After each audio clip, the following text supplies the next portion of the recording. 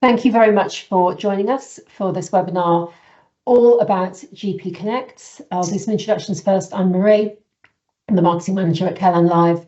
I'm joined by Josh Huff, who is our Managing Director. You'd be welcome to connect with us on LinkedIn. We are also really pleased to have Victoria Ashfield from Together in Care, who will be answering Josh's questions about how they found GP Connect and answering your own later. Now, I know we've got a number of our own customers here and a number of people that are just working in home care and are interested in GP Connect. So in case you don't know, CareLineLive is an all-in-one home care management platform. Lots and lots of information on our website, of course, if you'd like to know more about us. But rather than talking about us in much more detail, I'm going to hand over to Josh and he will talk you through GP Connect. Over to you, Josh. Hiya, nice to see you all. If you've got any questions at any point, then please put them in the chat box and I'll do my best to come back to them. For our existing customers, we won't be answering support queries on here, so hold those and send them to the support team afterwards, but I can remind you of the details of how to do that. As Marie said, we've got Victoria with us today, who's one of the administrators, the lead administrator, sorry, at Together in Care, and a really nice quote that we've got here from Victoria, which is GP Connect has been a huge time saver for us. If a tablet is missing from a Dosset box, we can quickly check to see if the GP has ceased it. No long phone calls. So hopefully, as we move through the presentation, you'll all start to see the benefits of GP Connect. So starting from the top, GP Connect is a system which shares patient information with appropriate staff so you can deliver better care. CQC registered care providers can use GP Connect to access a restricted view of a person's GP record. What I'll show you today is an unrestricted view, but I'll point out the bits that you can and can't see on a restricted basis. And to do this, to access GP Connect, you must have a digital social care record assured supplier solution in place, which we are, along with a couple of others in the market, and that must integrate with GP Connect. There are some still that are not yet integrating with GP Connect despite being assured, so just bear that in mind when looking through.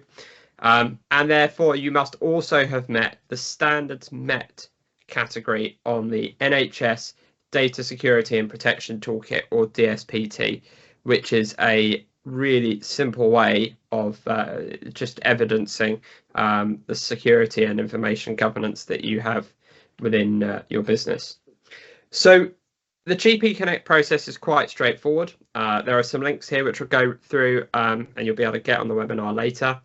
But basically, you as a care professional will sit and work on CareLineLive, and behind the scenes, CareLineLive will request that data from GP Connect, and then that will come back into CareLineLive and you can see it. Now, just to be clear, we never store this data. It's a live data connection into the NHS spine, effectively. Another quote that we've got here from another customer, Elizabeth Gilbert of S-Care, has said that GP Connect is a great tool for her, especially if the client does not know if they're allergic to anything or don't really know what tablets they're having. It's saving a lot of time, especially with dementia patients, where she would be phoning the GP to verify medication, to be told to send an email and wait for a call back. And the summary that GP Connect gives you a much wider health problem, view of health problems that the client may be suffering from as well. So therefore, you're going to get a better insight of how you can work with that client. Another person who you may have seen if you've watched any of these webinars in the past is Alice from North Shropshire Home Care, who's saying that they're seeing massive positive improvements since taking GP Connect on.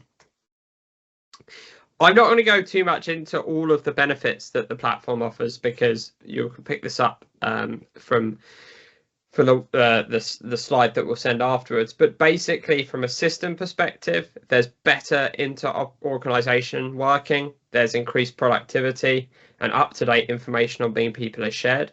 The staff experiences is that your record sharing between peers is much better, it's more instant, and there's an improved referral management. And from the people and the carer experience, you get confidence in clinical and adult social care oversight, as well as improved digital security for sharing information across health and social care settings. So depending on the level of qualifications that you have and the way that you're registered with the CQC, depends on the information that you're able to access through GP Connect.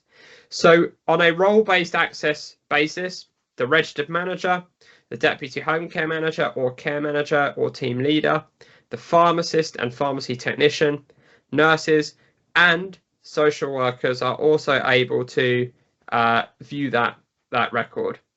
And the summary that you're able to see is the last 3 encounters, any active problems and immunizations, any medications, and any allergies. And all of that's viewable within the GP Connect record on a patient. There are 2 levels of GP Connect. There are 2 views, the clinician's view and the restricted view. As I said, what I will show you is the clinician's view, but I'll point out the bits that you won't be able to see. If you're not in England, you can't use GP Connect, unfortunately, and we do include it free of charge in your subscription. So the benefits are that they can access the record instantly, reducing the time taken, and you can only access the records of patients that you have and if you've got the relevant permissions for them. So I want to move into a demo of what GP Connect looks like, and then we'll just talk through some questions with Victoria and see how she's getting on and what the benefits of GP Connect that she's finding are. So for those of you who aren't customers of CareLineLive, I'm just going to give you a very, very quick insight into the platform. So we've got your dashboard here, which is where management will log into on a daily basis. And to find the GP Connect record, we're just going to go into clients. We're going to search for a client that we know has a GP Connect record, and then we can go and look at it. Now, I just want to clarify one thing as well. I love technology. I work with it every day. But what we're talking to is the test NHS system. And so there are sometimes issues with it. So within the client's profile, you're going to add in things like people, agendas, schedules, tasks, all that sort of stuff that you would do in any other system. But we then have this button here called choices. Now, it's not up to us to make sure that you're obtaining the right permissions to be able to access GP Connect. That's entirely for your business to sort out. But this is where you'll record evidence that they have given you permission to access that record. So we can see in this case, we've got permission to access GP Connect, that Josh approved it, that it was authorized by themselves. So there's different categories here. It could be a power of attorney, it could be a solicitor, etc. And then when that choice was recorded. And once we've got that recorded in the system, we can go down here and look at GP Connect. Now, as we can see, it's saying that my access level is full. And so I'll just connect to GP Connect. And this is now what it looks like. So we have the client details here. We have the summary, so we have the last 3 encounters, the active problems and issues, inactive problems and issues, any allergies, any acute medication, and repeat medication as well. We can go into the encounters tab, and we'll be able to see the last 3 encounters here. We'll be able to see the allergies as well, and we can see the medications, as well as any active problems and issues as well that are recorded within the system. So since you've had GP Connect, Victoria, how have you found accessing this data? How much benefit has it provided you with? Yeah, I mean, I'd say the main sort of barrier that we've got is getting the NHS numbers, just because not all of the local authorities that we work with will provide those. Sometimes it's quite lucky, you know, if it's a hospital discharge, we'll get the NHS number there, and then we just, as part of our consent form, to us providing care, we've just included getting the GP Connect part in there, so straight away we can access those records when clients are starting. But it's just really useful, because when you ring for a GP, you could be on hold for an hour. I've been on hold for 3 hours before, only to be told, you know, you're going to have to email request that across, you're going to have to call back tomorrow. You know, so it's all the information that we require as the care service. It's all there. If a medication gets ended, it's clear. It clearly states what date it was ended, why it was ended. If any new medications added on there, it'll update. We can see what's an acute medication and what's a repeat. So we know if it's a repeat, we're most likely just able to call the pharmacy just to put that request in, and that'll get approved. But if it's an acute, we know we need to call the GP to get that requested. So it is quite useful, and just, you know, it's got a really good overview of things that we wouldn't have seen before. Okay, and so I guess you've already answered this then, but how would you say that it's really saving you time? Yeah, it's the calling. It's the calling. Okay. Yeah, between me and my two colleagues, we've got, you know, nearly 150 clients. If there's 7 or 8 issues and we're all on the phone for an hour each, you know, that's a massive part of our day where, you know, we can't focus on other things such as, you know, the outstanding parts of the service and the extra things that we could dedicate our time to that we just couldn't before. Okay, and so what do you think then is the benefit to your service users at that point? I mean, the information that we're getting is accurate for a start. The amount of times that I've called and a GP says, no, we've approved that prescription, and you call the pharmacy and the pharmacy say, no, we haven't got that, and you call back and then the GP goes, oh, actually, no, that wasn't signed off. But now I can look at GP Connect and see in the last 3 encounters section that something has or hasn't been signed off. So it's really helpful to us to be able to understand sort of where they're at in their process, so that we can get a carer to go and collect that. Right. So it's been really, really useful to us as a service. Okay, all right. And so how difficult did you find it to get set up with GP Connect? So obviously there's 2 pieces to this. Yeah. There's the DSP toolkit that you've got to go and do, and then the other part is actually once you've got that, then talking to us, etc., and getting the access set up. Yeah, well, it depends, because I'm quite good with technology, you know, so I picked it up quite quickly. But sort of everybody else in the office who's not necessarily as tech savvy, you know, they've been able to pick it up quite quickly as well. The sort of the process of getting the ODS numbers for the GPs and things like that. So it's been quite easy. But the DSPT toolkit was quite easy. It asks you for all the information that it needs, and then you just fill in with sort of the policies and the answers that you've got as part of what you do for data security purposes. So it's quite easy to follow on.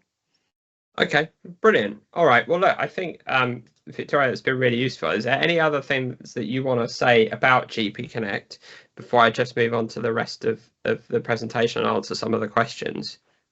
No, I don't think so, no. Okay.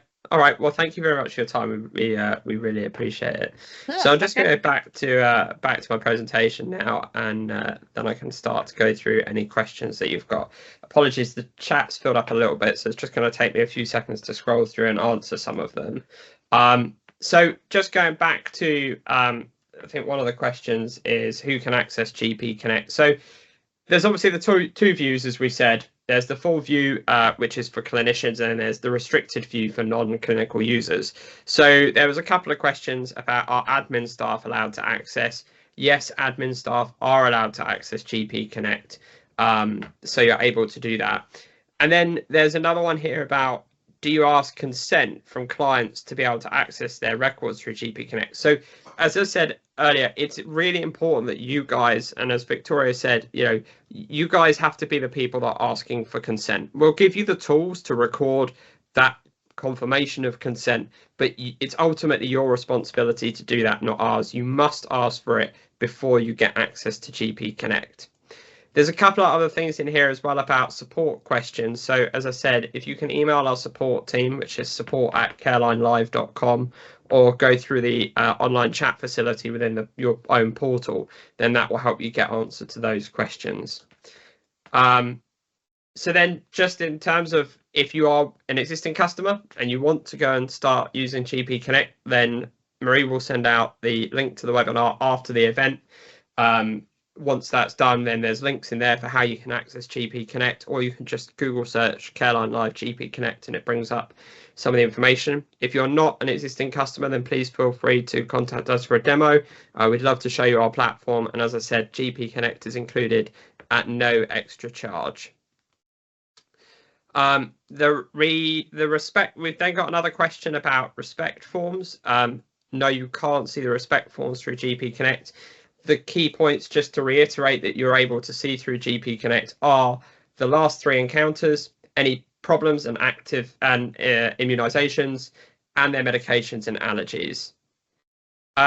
In terms of Gemma, you've asked a question about nobody's a registered nurse. So there are these rules that you have to be. So you have to be either the registered manager or the care manager, senior carer, or team leader able to access GP Connect. If you follow the registration number that I think you're talking about here is probably your NHS DSP toolkit registration number, which, as I said, you must have before you're able to register for GP Connect. Josh, I just wondered whether we could ask Victoria about this, the restricted view aspect, because I know people have kind of expressed concerns in the past that, oh, well, you know, I'm the administrator, I can't get the full view. Is that a problem? So, Victoria, how have you found the restricted view access? Does that give you pretty much the information you need? What comes on the unrestricted view is it's of no use. The additional stuff. The last 3 encounters is usually pretty much bang on for what we need. It's very rare somebody has enough encounters between what we need to follow up. So yeah, I mean, we do have a registered nurse that works as part of our team, but she said she didn't need any further access either. That was more than enough to give her exactly what she needed to find out about someone, whether it's allergies or medication or the last encounter with the GP. Okay, thank you. That's really useful, actually. That was a good one, Marie.